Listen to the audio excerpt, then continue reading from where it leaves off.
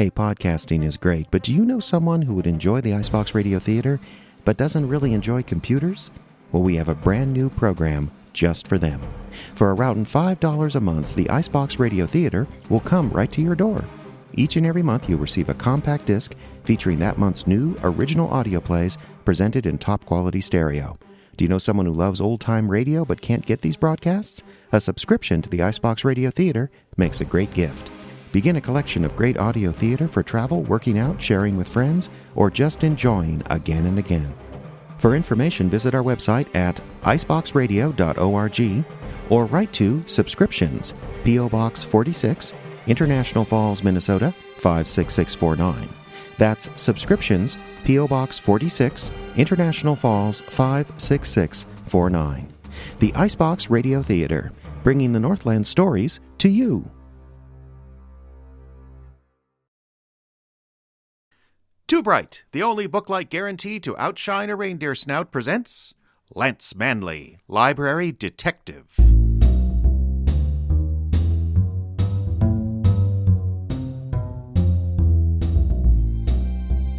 Most days in the tough, seedy world of public library security are more or less the same. You clock in, save the world a couple of times, then clock out and go home to whatever little cold water flat you can afford. You pour yourself a stiff drink and wait for the sun to rise so you can go back and do it all again. Most days are like that, but there are days, or more to the point times of year, that do offer a respite from the ongoing struggle against bibliographic monotony. Take, for example, this time of year.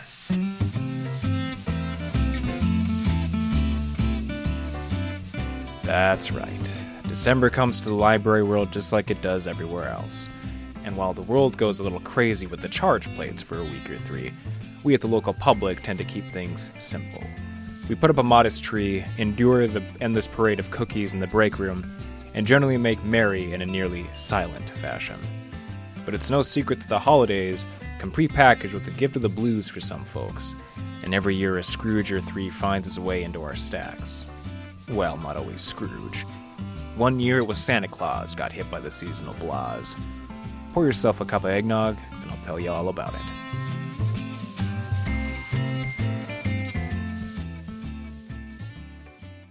We'll be back to Lance Manley in just a moment. But first, friends, does the chore of holiday gift-giving get you down? Does that special someone on your list vex you with his elusive taste and disappointed stare on Christmas morning? Well, blow that frown out of the water with a new booklight from Too Bright. Yes, a Too Bright booklight is just the thing to cheer up your man during this dark, dreary season of goodwill and happiness. With a booklight this powerful, your hubby can not only easily read the Old Testament aloud for the family's moral instruction, but with the new Too Powerful battery pack, he can take his booklight into every corner of the house searching for contraband. Weighing in at just 40 pounds, the Too Powerful battery pack comes complete with olive drab carrying straps that will surely put a smile on his face as he thinks back to those carefree days of basic training. And with over 25 minutes of battery life, your better half can do a thorough search of both Billy and Susie's rooms, looking for horror comics and sensen. So move over, Star of Bethlehem. There's a new battery-powered light to guide us by. Too Bright! Available at finer ammo dumps and war surplus stores. And now we return to Lance Manley, Library Detective.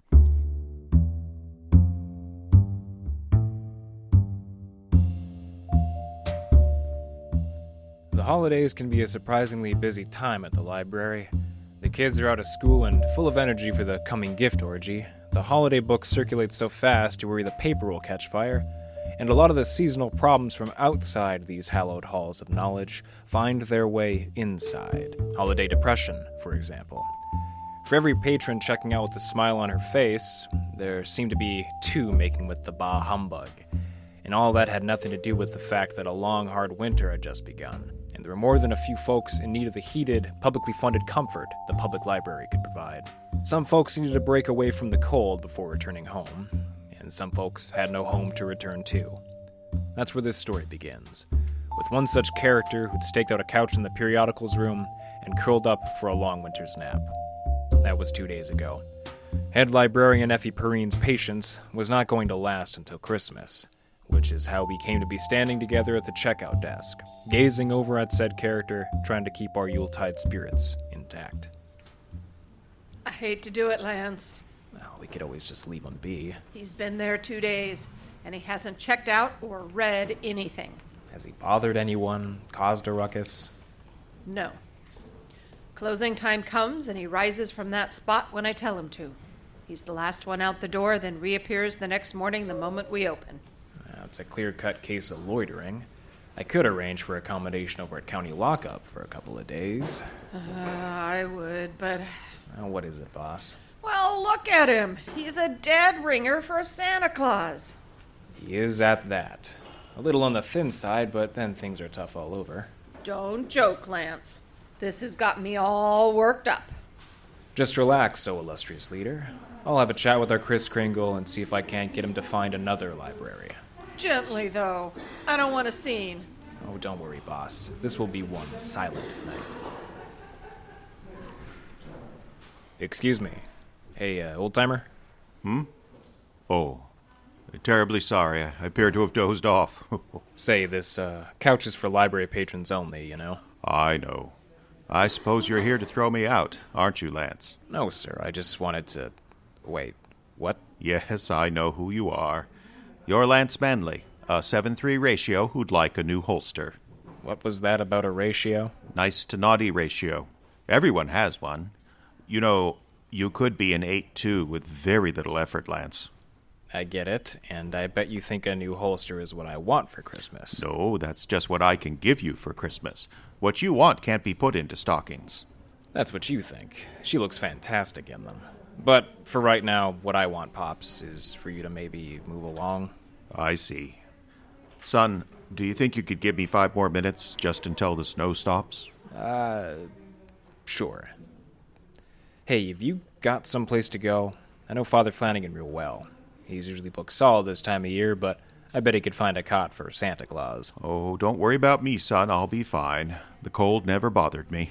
Yeah? Well, for someone who doesn't mind the cold, he sure stay out of it enough. Oh, I'm not in here to avoid the cold, Lance. I'm in here to avoid, well, all the rest of it. Which is how it all started. After 5 minutes or so, the old guy got up, gathered his belongings, which consisted of a plastic trash bag full of heaven knows what, and slowly trudged out of the library without so much as a glance at Effie or me. I don't know that I ever felt so low, and from the look on Boss Lady's face, she felt the same. Without a word, we both went back to whatever we'd been doing and tried to put the old guy out of mind.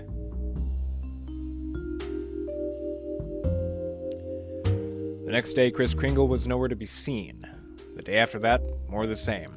I had just about forgotten him when, late in the afternoon, just as the blizzard that promised 8 new inches of white stuff was blowing in, my cohort and sometime partner in crime, Doghouse Riley, knocked on my door.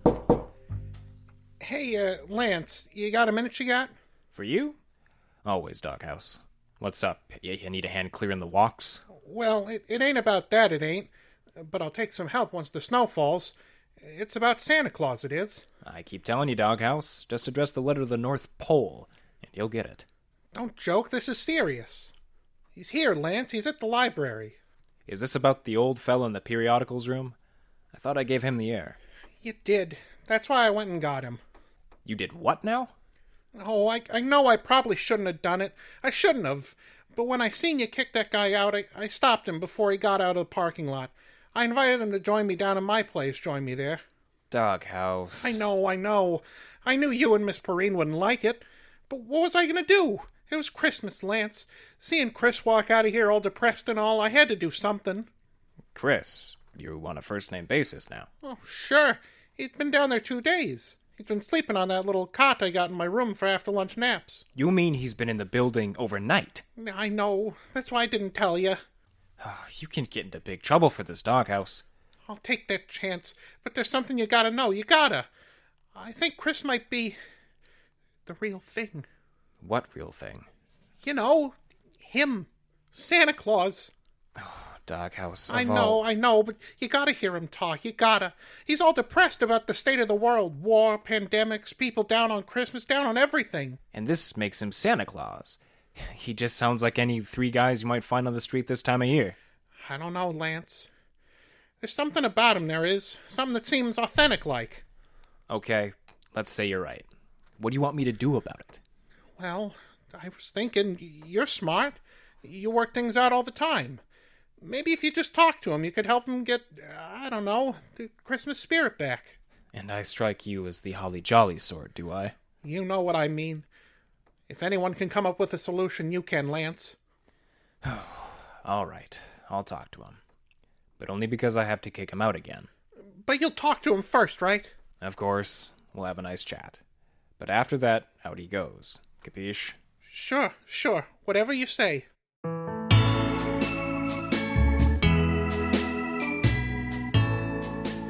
I couldn't always figure Doghouse, and this was a time I definitely thought he was screwy. Could a grown man believe in Santa Claus? A grown man who, incidentally, was in charge of the library's boiler, which would blow up without proper care. I decided to think about something else, namely how to get Kris Kringle, real or not, out of the building without Effie knowing he'd been shacking up in our basement for 2 days. Something like that would be bad news for Doghouse and me both. I descended to Doghouse's room.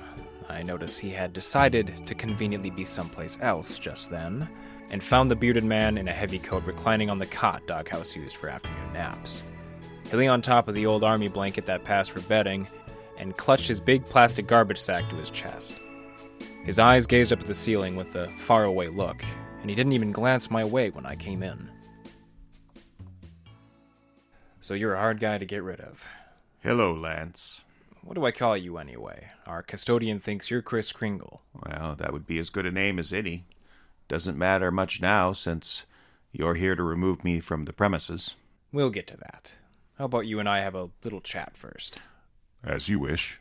Doghouse is quite taken with you. He's a good man. A 9-1, as a matter of fact.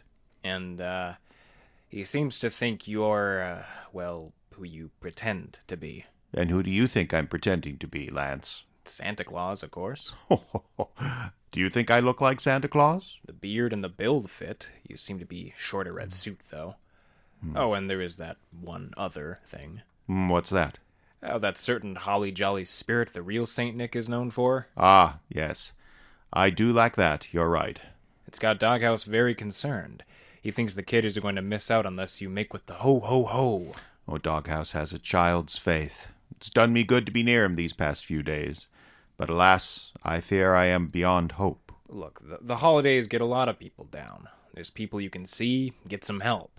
No shame in it. I'm afraid those options aren't open to me. Why not? Well, do you know what happens when you go into a counselor's office or a hospital and tell them you're Santa Claus? They put you in a ward with all the other Santa Clauses, along with 3 Napoleons, Jesus Christ, and the Easter Bunny. No, this is a burden I must bear alone. Not necessarily. Talking is a good fix for most things, and I'm a pretty good listener. Except you don't believe in me, do you, Lance? Is that what this is about? No one believes in Santa anymore, so you figure your usefulness is done. Usefulness. When was I ever really useful? I was a symbol, Lance. I represented something to people, something good and wholesome. But symbols are only good so long as people agree what they mean.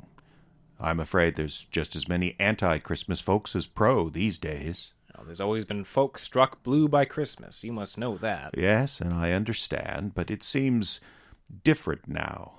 This internet, it lets everyone say their piece, but it doesn't give you what you need. It doesn't teach you what's right or wrong. It just gives you what you want on a continuous loop. And if a person is a bit blue, as you say, around Christmas, well, then that's the message they'll see on their phones over and over again until they think that is the holidays. I used to think commercialism was the biggest challenge, but at least that had a gift-giving spirit at its center. But now, people see darkness within themselves and nothing else. So you just decided to hide out this year? I guess that's so. The task is just so monumental, Lance. It was never about giving gifts, you know. It was about giving a spirit, a feeling. That's harder than ever now. It just seems like everyone wants to complain all the time about everything. Where is there room for Christmas and all that? I don't have an answer for you. But I am afraid I do have to ask you to leave. Yes. Yes, you do. Where will you go? You mentioned Father Flanagan. Perhaps his church is a good place to start. Doghouse is going to be disappointed. He was hoping I could talk you into going back to work. Yes, I imagine he was. Walk me out, Lance? Sure. We'll be sure to go by Effie. It'll impress her to see you escorting the vagrant from the building.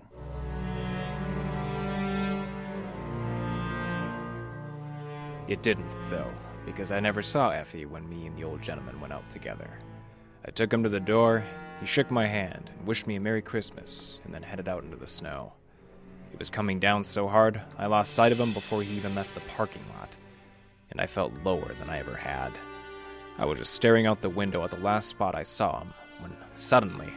Kris! Kris, wait up! Hold it, Doghouse. He's gone. Oh, man. I knew I should have gone with you. I should have. Look, he left his sack. He did? That's funny. I've never seen him without it. Me neither. That's what's got me worried. Maybe I should go out looking. No way. A dozen Rudolphs couldn't cut through this blizzard, Doghouse. Wouldn't surprise me if Effie closed the library early today. Oh, jeez. He's gonna need this. What? What's in his sack? Take a look. It's his suit. So it is. Bells and all. Hey, look at this. What? The label. This suit is the property of Coburg's department store. You mean that old store downtown that went out of business last year out of business? Yeah. Hey, I bet that's who our friend Kris Kringle was, the Coburg Santa Claus. That poor guy's out of a job.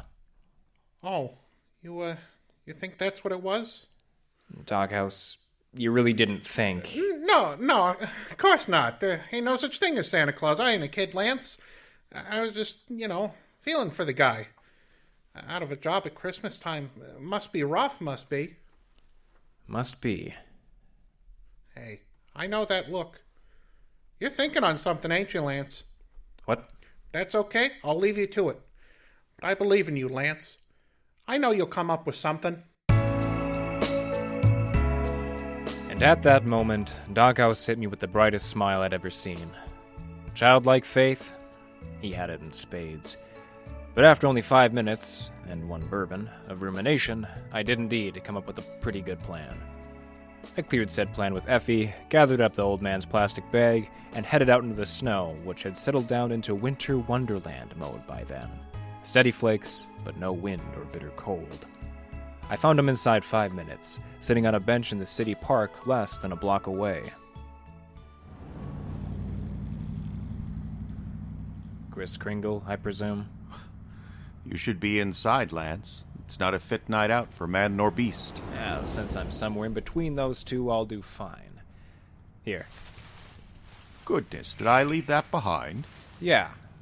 Interesting contents in there. Did you look into my personal property, Lance? That's very naughty, you know.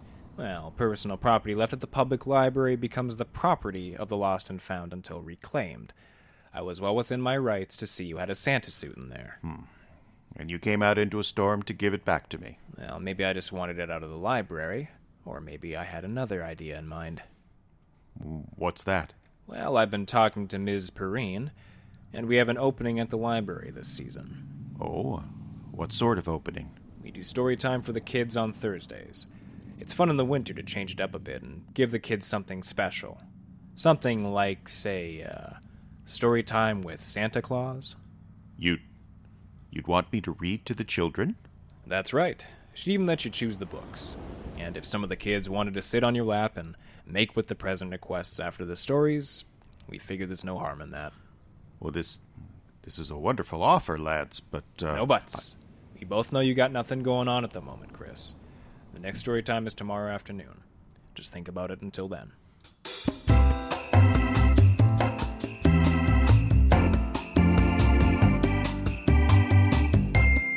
He showed, of course, but not in a heavy gray coat. Our own Kris Kringle showed up in the junior room, boots and buckles gleaming, and his beard suddenly snow white.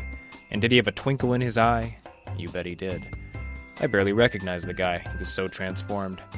The kids took to him right away, and after the reading of a few classics, including a poem by one Clement Clarke Moore, they lined up to sit on the old guy's lap and whisper their fondest wishes into his ear. Effie and I stood at the back of the room and took it all in, not quite able to believe what we were seeing. Here was Santa Claus, the one and only, in our library. It seemed too good to be true, because as both of us knew, it was. Goodbye, little one. Bye-bye now. Ooh, well, that's a wrap, Kris. Nice job. It was a pleasure, Lance. I'd forgotten what a simple pleasure it was to read to children. Their little minds are so nimble and quick. Yeah, it's pretty much what we're all about here. Effie said she wanted to add a special story time tomorrow. You up for it? I think I could be persuaded. For some cookies and milk. Hey, do you have a place to stay until then?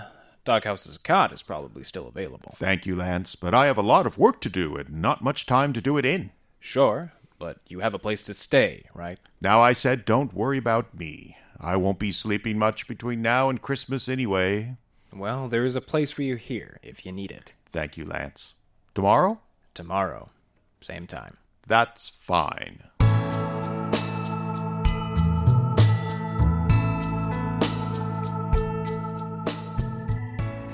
And with that, the old guy laid a finger alongside his nose, turned, and strode out of the room.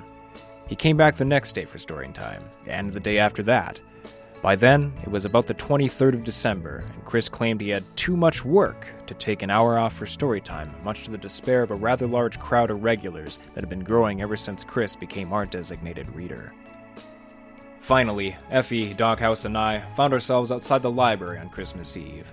Effie hanging a sign on the door that we would be closed to the public until the 26th. That's it. Another holiday in the books. Now, practically another. Christmas ain't over until you sleepwalk through next week. I never get anything done in between the holidays. Don't remind me, Lance. One of these years, I'm just going to go lay on a beach until January 10th and let you do the yearly budget. Good. Then maybe I'll finally get that infrared sensing equipment I've been asking for. Well, if you've been very good this year, maybe our good friend Kris will bring it to you. I don't think I've been that good. Hey, Doghouse, why the long face? What? Oh, sorry, Lance. I was just thinking I was. What about? Well, do we know Kris is okay? I mean, he was homeless, he was. How do we know he's not out on the street somewhere the street? Oh, I'm sure he found a place at Father Flanagan's or somewhere. He certainly hasn't looked homeless since coming in with his costume on. Yeah, that's right. If he found a place to clean up that good, he surely has a place to sleep now. I know. It's just, I worry is all I worry. It's funny, Doghouse, but I had half a notion you thought he was the real thing. Who, me? Don't be silly, boss. I know there ain't no such thing as... anyone else hear that? Well, yeah, it's a sleigh bell. They're everywhere this time of year, ain't they? Yeah, but that one sounds like it's coming from above us. Right above us. Oh, that's silly, Doghouse.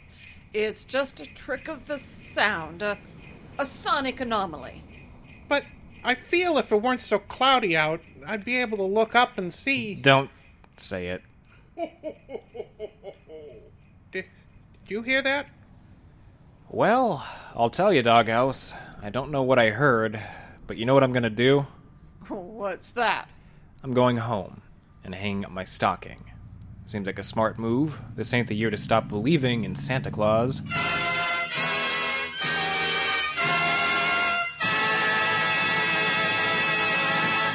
This has been another adventure of Lance Manley, Library Detective, brought to you by Too Bright, the book light that recognizes only one holiday in December, so you'd better too. And from all of us here at Icebox Radio, Happy Holidays!